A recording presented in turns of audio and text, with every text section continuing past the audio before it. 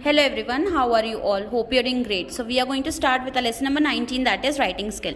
So here in writing skill you will be having several topics including writing notice. So notice writing. Notice are generally written in the workplace and school etc. Every time we are giving you some or the other notice in your WhatsApp group, no, that is a different notice and we are going to write this paper notice again.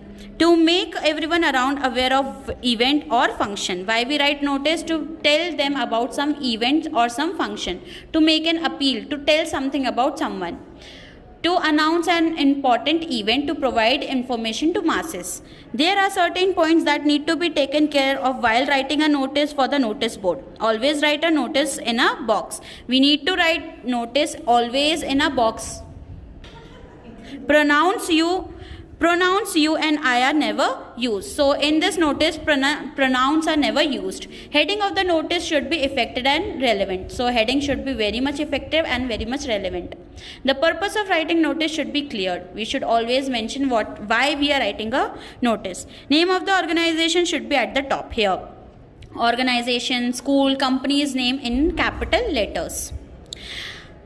Venue, agenda, date, timing, etc. Venue means place, agenda means the purpose, date, timing, etc. of the event should be mentioned clearly. Like here, this is the format how we are going to write a notice. Signature, name, designation of a person issuing the notice should be come at the last. See, name and designation should be in capital letters and it will be in the last. Word limit not exceed by 50 words. This notice is only of 50 words. So here on the next page we have been given an example.